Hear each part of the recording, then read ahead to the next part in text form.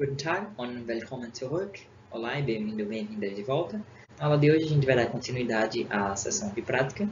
E mais uma vez, nessa atividade, como foi na atividade anterior, nosso objetivo vai ser acharmos quais são as palavras que estão no nominativo. E mais uma vez, elas por sinal podem fazer parte do sujeito ou podem ser o sujeito como um todo. Então vamos lá. Pausa o vídeo, tenta fazer você mesmo, não esqueça, essa parte é extremamente importante. Depois a continuidade para que a gente possa resolver. Vamos lá então. Jonas geht mit seinen Eltern in den Zoo. Jonas, aqui é o nosso sujeito da frase, né? Geht é o nosso verbo.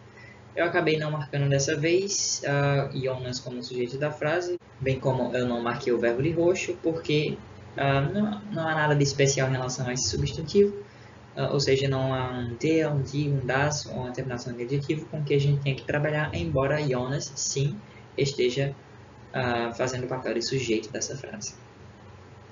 Das Auto wird auf dem Parkplatz abgestellt und sie laufen zum Eingang. Aqui, das é o nosso artigo definido, se referindo a auto, que é neutro, e justamente vindo antes do verbo wird. Portanto, o sujeito dessa frase é das Auto. Auf dem Parkplatz abgestellt und sie laufen zum Eingang. Die Karte muss bezahlt werden und dann geht es los. Die Karte muss bezahlt werden. Essa primeira frase termina aqui, depois segue com und. Vamos analisar então essa primeira. Die, a gente aprendeu que é o artigo definido que se refere a Karte, que é um substantivo feminino. Portanto, sim, die Karte é o sujeito dessa frase e também, como um todo, é o elemento da frase que está no nominativo, die Karte. Muss bezahlt werden und dann geht es los. Den Flamingo sieht Jonas zuerst. Não marquei nenhum verbo aí, então vamos simplesmente seguir. Die rosarote Farbe der Pferde und der Schnabel gefallen ihm sehr. Agora a gente tem um verbo marcado aqui em roxo, então vamos analisar tudo que vem antes desse verbo. Die rosarote Farbe der Pferde und der Schnabel. Die, aqui, se refere imediatamente ao substantivo que vem depois, que é Farbe, que é feminino. Rosarote é um adjetivo com terminação em E, então esse trecho está no nominativo. Depois segue com der Pferde, que é plural. Tem um der aqui, mas não tem um masculino aqui, sim um plural, portanto esse trecho não está no nominativo.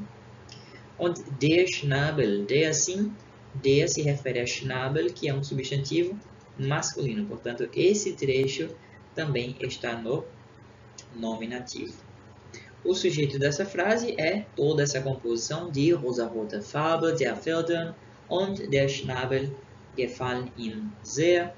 Mas desse trecho, de todos esses elementos que fazem parte do sujeito, está no nominativo apenas de rosarote Farbe, pelas razões que a gente acabou de explicar, e der Schnabel. Daneben ist der Chimpanzé.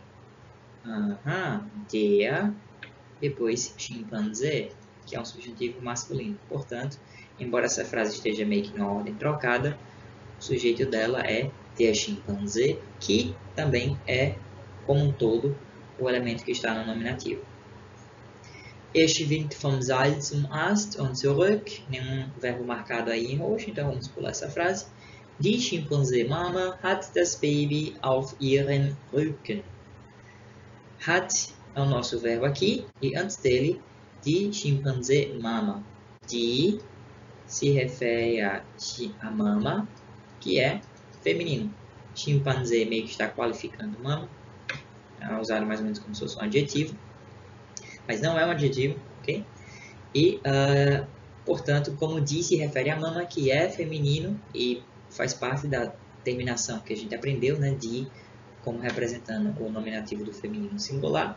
Então, o sujeito dessa frase é die Chimpanzee-Mama. Das Affenkind hält sich an die Mama fest, damit es nicht herunterfällt. Então, aqui, das Affenkind, das se refere a Affenkind, que é neutro e está de acordo com as terminações que a gente viu para o nominativo. Hält é o nosso verbo, então das Affenkind é o nosso sujeito. Dann laufen sie weiter. Die Giraffen, der Tiger, der kleine Elefant und die Nashörner gefallen Jonas am besten. Gefallen é o nosso verbo, então vamos analisar tudo que vem antes dele. Die Giraffen, der Tiger, der kleine Elefant. Die Giraffen é plural. Então, vamos continuar. Lembra que a gente teve no texto da aula anterior elementos que estavam sendo citados como uma lista. E mesmo alguns estando no plural, que a gente não havia estudado ainda, a gente identificou que outros elementos que faziam parte dessa lista estavam no nominativo. E, portanto, todos os elementos que estão naquela lista estavam no nominativo.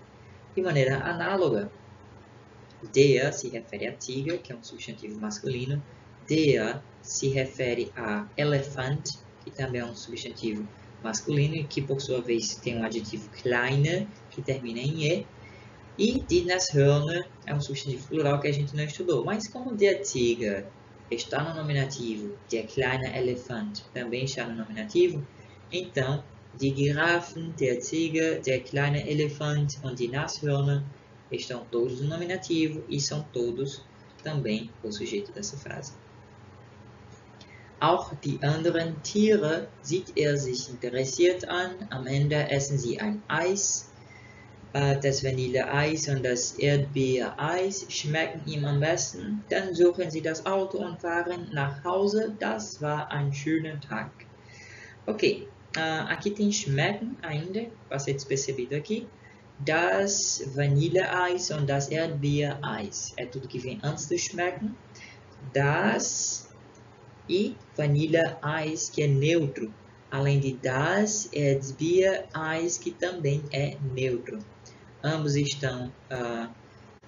se enquadram como os artigos definidos para o neutro, no nominativo, como a gente aprendeu, portanto, o sujeito é das Vanilleeis und das Erdbeereis. E com isso, conclusão desse texto. Pareceu mais simples do que o anterior, não foi? À medida que a gente for lidando cada vez mais com as peculiaridades, né, como por exemplo, nem sempre a frase vai vir naquela ordem bonitinha, sujeito, verbo, complemento, como a maioria aí acaba ouvindo. Nem sempre a oração ela vai ser coordenada, né? E mesmo com uma pequena troca de sujeito com verbo, a gente pode ter uma troca bem mais complexa do que essa em orações subordinadas. Então, mas mesmo com essas peculiaridades, até agora o que foi demandado da gente é que, para os casos em que de fato a gente tinha um nominativo, a gente buscou apenas quem eram os artigos, se eles estavam declinados no nominativo de fato, se havia algum sujeito descrevendo esses substantivos, e para os casos em que talvez você tenha se equivocado e dito que era um nominativo por se assimilar, as terminações se assimilarem àquelas que a gente aprendeu para o nominativo, exigiu inevitavelmente que você soubesse significado de verbos ou até mesmo identificar a estrutura da frase.